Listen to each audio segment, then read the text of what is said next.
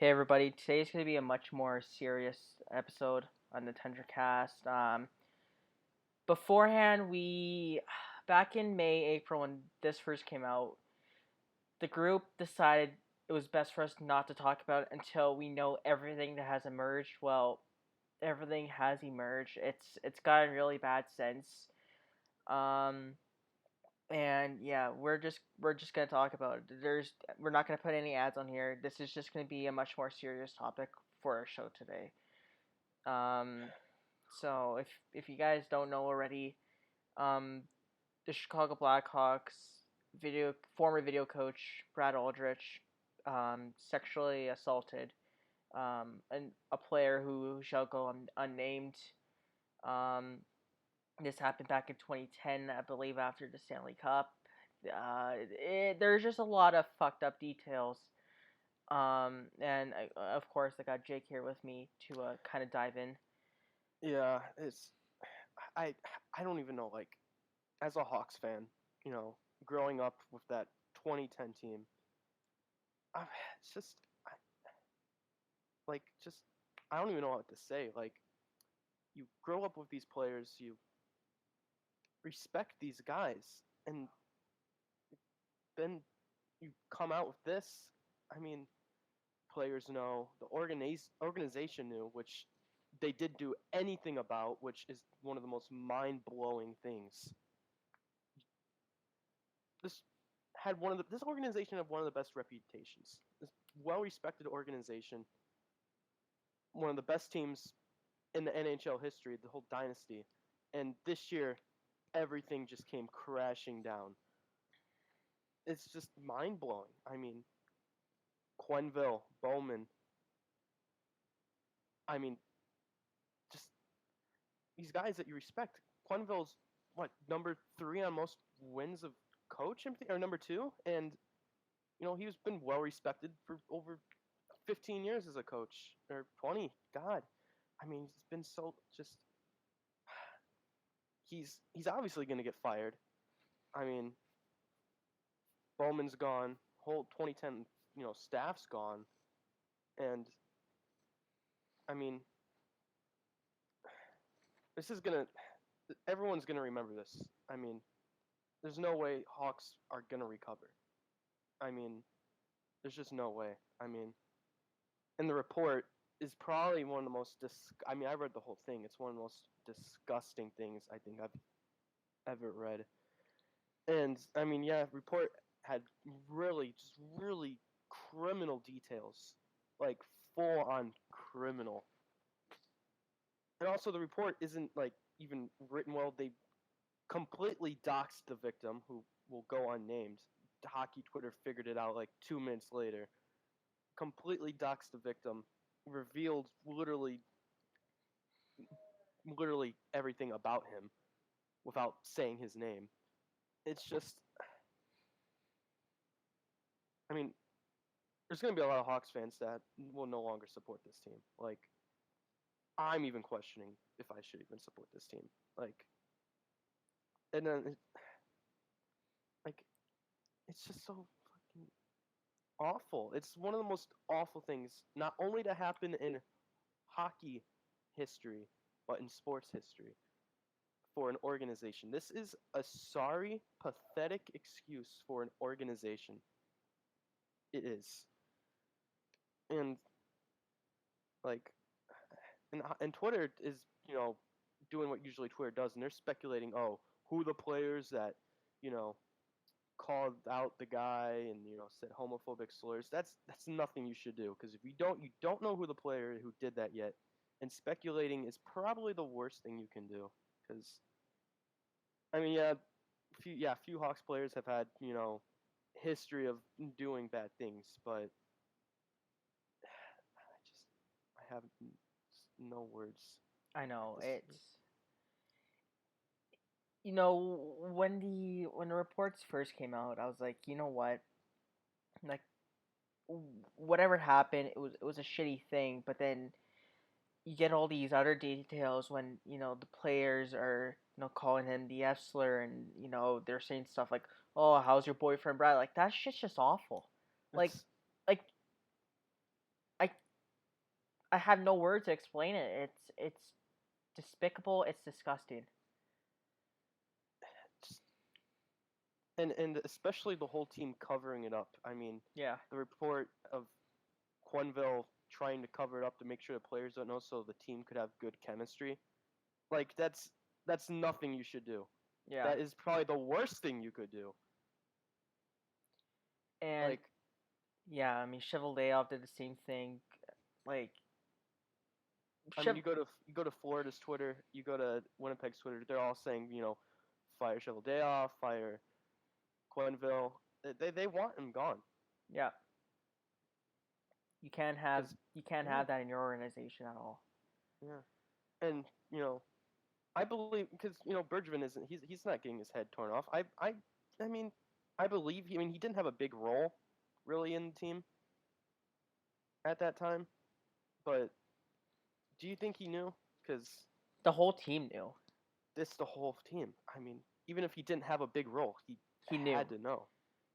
I mean, Which I'm surprised no one's really calling for his head yet. I know. I mean, we all know that all of the players knew. I'm wondering what's gonna happen to Kane and Taves. Like, if That's the big question. like this, like these two guys have been here since what, 06, 07, 08. Like, they've been Yeah. here. They've been here forever, and like the fact that they knew about it, like, so, I don't know, something else is gonna And we're break. not saying they said anything. It's just the Yeah. fact that they knew.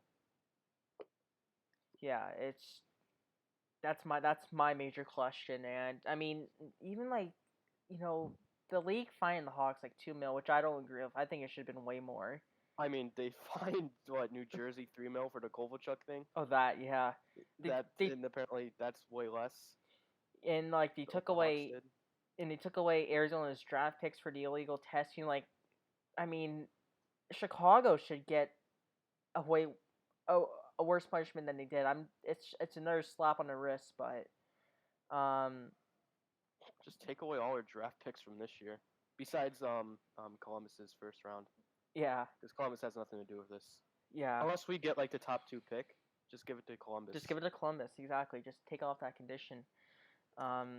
Like I haven't read the whole report. I'm on like page 8, but the stuff I've heard so far is discussing like. And yeah, you're only on page 8. Like Aldrich saying that if you don't do that, you're never gonna play in the NHL and or like, walk.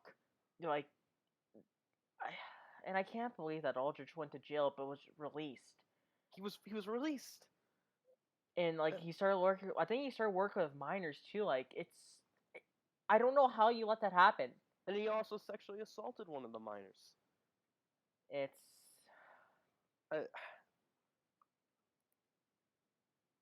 It's just. At this point, if the Hawks relocated, I would be totally fine. I mean, yeah. I mean, it won't happen. They're an original 6 team. I mean, that's like one of the like. Yeah, I get rules. But I mean, like they're never gonna recover. They're fucked. Like I said this a lot of times. Say Chicago's fucked. No player's gonna play. I'm telling you right now. Besides your draft picks, no one's gonna want to play in Chicago. Like nobody at all. No, you now have a stigma attached around your team that you allow this shit behavior. Yeah, even if we fired everyone from that team, it doesn't matter. We did that, and no one's gonna want to join this team. It's just gonna be what we're known for. Yeah, like I feel bad for guys like Fleury. Feel bad for guys like Johnson who are brought in. Like, I know Hawks fans don't like Jeremy Colton, but he has nothing to do with this. And I said I feel bad for him. And like all these players who weren't here before, all the young guys, Doc, Hagel, DeBrincat, hell, they have nothing to do with this. Like, hell, even Seth Jones, like any player that wasn't here from like 2010 to like 2014, 2015, like those are players I feel bad for. And I mean now Hockey Tour is gonna question about Duncan Keith. Jason Gregor is gonna ask. Which they've already. I mean, I've already seen Oilers fans questioning about Keith. Yeah, I know. I was questioning Keith the first day we got him. I was like, all right, how much does this have to do with the ongoing case in Chicago? So like this isn't done. Like this is just the start of it. Honestly, there's gonna be way more information coming out soon. Honestly, I think it's just gonna get worse from here. I think what we've heard so far is just the start of it. It's just the beginning, and the It's fact that this is just the beginning is disgusting. yeah. But credit to Rick Westhead who brought out the story first, and he didn't let it die. He was the one that kept reporting this Mm-hmm. over and over again. And without him, we wouldn't know about this. Yeah, So big credit to him. yeah, like it's a tough emotional thing to discuss about, to write about, and I'm really happy he came forward to do this. Mm-hmm. Um, yeah, good on him. And just for the fans itself, like if I'm a fan, I just stop paying attention to the Hawks. I don't go to their games. I don't pay for any merchandise. They need to suffer the consequences. Like Mm-hmm. you can't let this happen. And back to Kane and Taves, I do think something's gonna happen to them. Whether they're traded or I don't know, suspended without pay, something's gonna happen to them because they were They knew. they knew for 11 years. And I mean, we're not going to speculate too much, but Yeah, we can't speculate. whether But they said something or not, they knew about it, the whole team, and yet no one said anything. And that's the shitty part. and the fact the whole report just docks the victim is Yeah, that did not sit right with me. mind-boggling. He could have just kept it at his age, but they went with his height, weight. Even if it was his age, there wasn't anyone right, that young on that team. right. So even that was obvious. But even more, they still kept on going and revealing shit about him. Yeah, It only took 2 minutes for people to figure it out. It's just report's disgusting, and the report sucks too because of that. yeah. Yeah, like I don't like honestly like Chicago what plays tomorrow, like and I don't. What's gonna So happen? that's tomorrow? my question. That's the thing I'm wondering. What's gonna happen tomorrow? You know what?